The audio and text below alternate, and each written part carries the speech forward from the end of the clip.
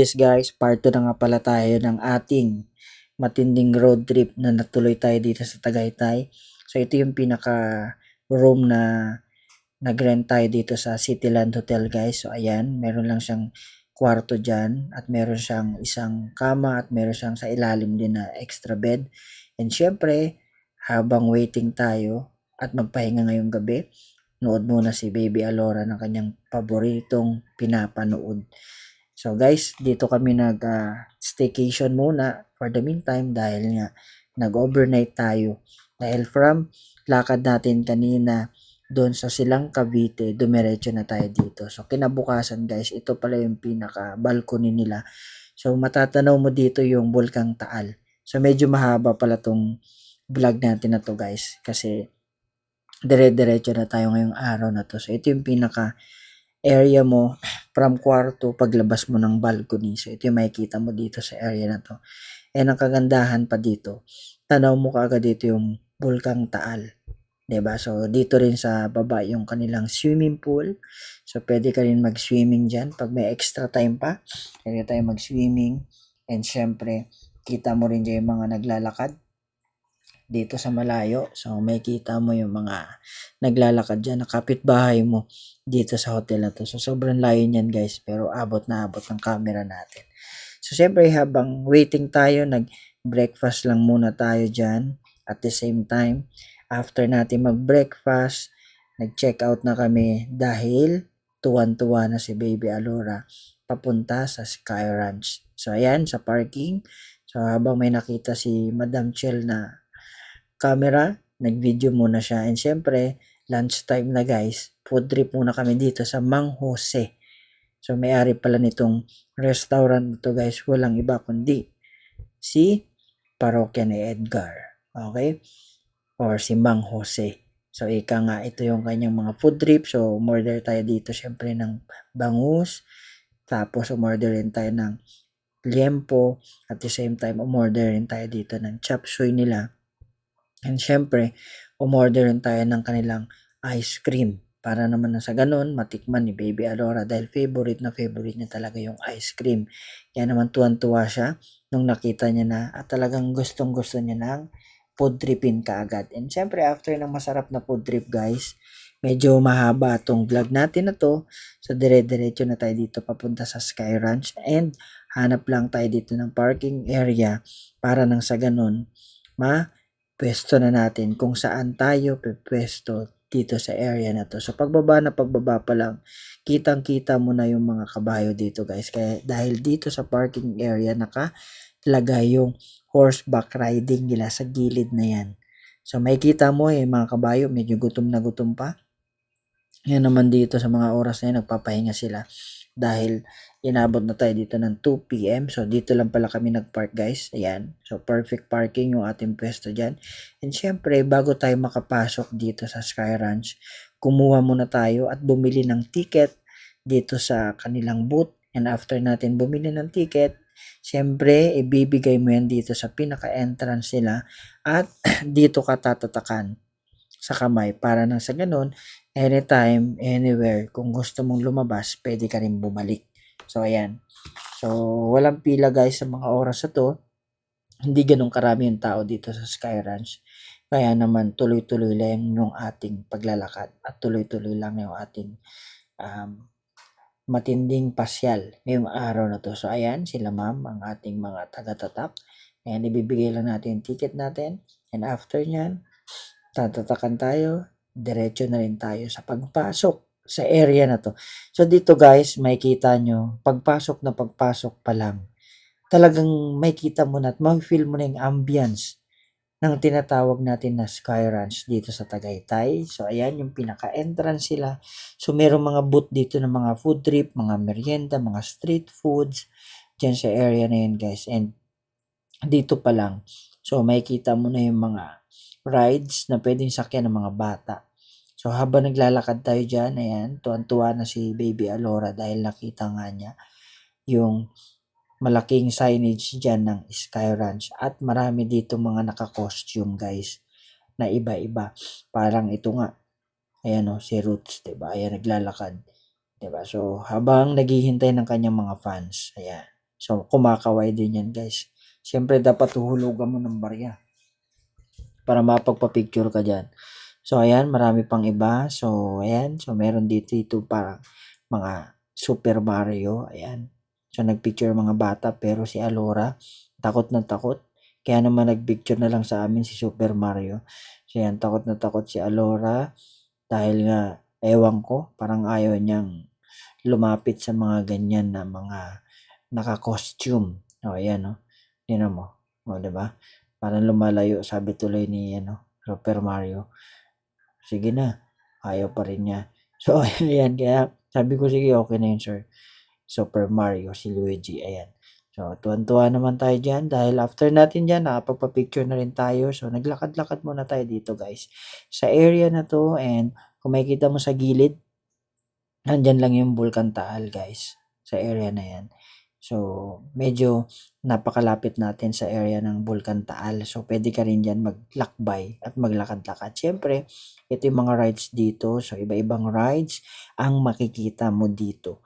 Per rides, bibili ka lang ng ticket para na sa ganun, makasakay ka at makasama ka sa matinding rides na to.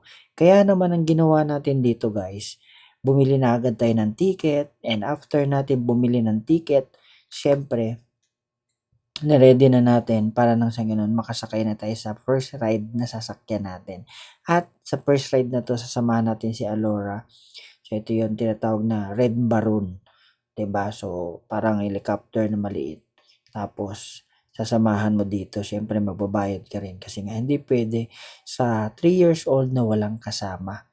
So, ayan. So, sasamahan natin sa tuwan-tuwa dahil nga first time niya rin dito makasakay at dito sa Tagaytay area. So, ngayon, hanap lang tayo ng pwesto. Ayan, dito tayo po pwesto. And, after natin pumwesto, 'di ba? So, mabilis lang naman 'to guys, siguro mga 2 minutes lang 'yan na matinding biyahe. Siyempre ang mga kids, tuwang-tuwa 'pag may mga ganyang rides. Naalala ko nung kabataan ko. So, ito yung mga rides na gusto ko rin masakyan. Pero siyempre nung panahon na 'yun, wala tayo sa area na 'to, at the same time, wala tayong time para mag-enjoy at mag-rides. Kaya naman ito si Baby Alora, talagang ini-enjoy na ang kanyang kabataan at tuwang-tuwa talaga nung nag-start na mag-move at magtuloy-tuloy yung ride. So, ayan, may mga kasabay tayo ng mga bata diyan. Siyempre, sobrang excited dahil nga first time niya makasakay sa rides na 'yan. After ng 2 minutes, dumiretso na kaagad tayo sa ating next ride, which is dito sa carousel. So, ang carousel nila dito, malaki at maganda. Dahil kaya naman sabi ko kay Alora, "Are you excited?" Sabi niya, "Yes." Pinakita pa yung tatak niya. Sabi niya, parehas daw kami. Naka-red. So, ayan. After namin dun sa Red Baron, dito naman tayo sa tinatawag na carousel. So, ayaw niya sumakay mismo sa kabayo. Kaya ang ginawa natin, dito na lang kami sumakay sa parang yan, parang upuan. So, ayaw niya sa kabayo. Ayaw niya rin ng ganyang style, parang yung isang bata.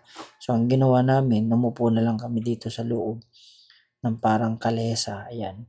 Pero tuwan-tuwa pa rin naman siya kasi nafe-feel niya na umaandar yung sinasakyan namin. And siyempre, after din ng 2 minutes, tapos na yung kanyang biyahe.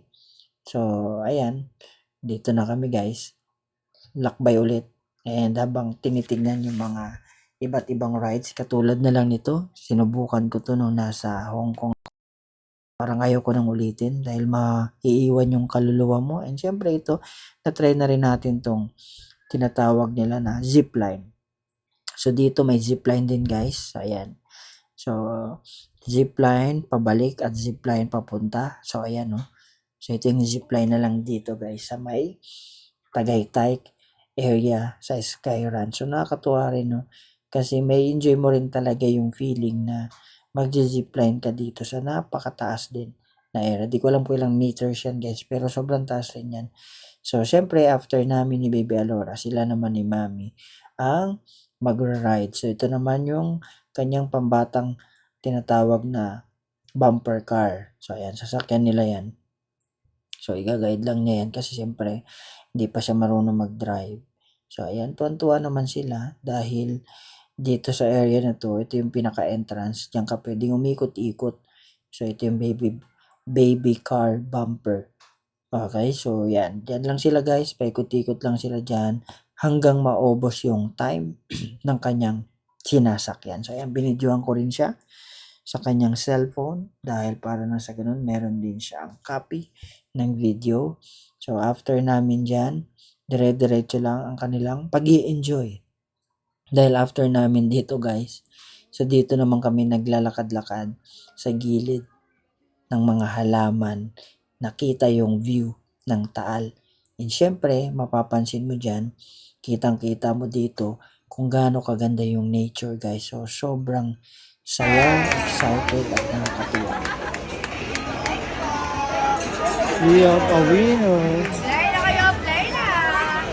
Kung lakas mo kayo hindi na po yung counted. Reset tayo, second game na. First game po. Wait lang ma'am, baka po ako matamaan. First game. Sige ba, pwede na magsimula.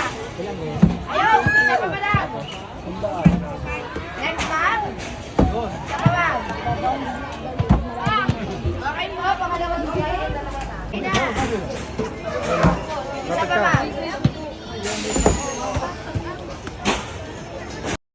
After nyo panoorin guys yung matinding laruan nila ate, so dito naman tayo sa Ferris wheel. So ito naman yung Ferris wheel dito guys. So mabagal lang, naka-aircon yan kung makikita mo. So malaki yan guys.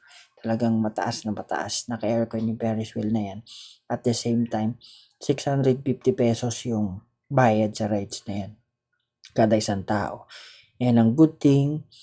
'Di ba? So pag na-enjoy mo na yung ride ng Ferris wheel, so makikita mo dito, ito yung isa sa mga sinakyan din namin dito. Nagpunta kami dito last 2 years ago. Ito yung matinding sasakyan. Ayan, panoorin mo.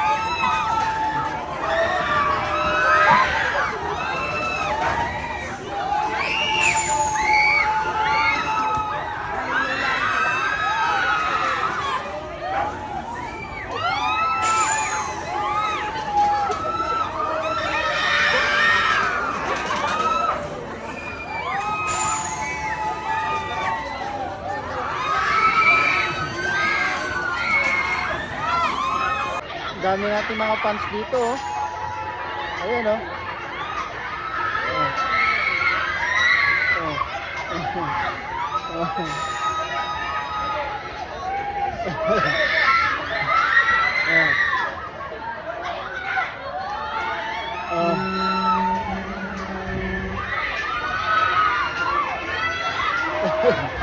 Ma-feel mo na dahil mong fans.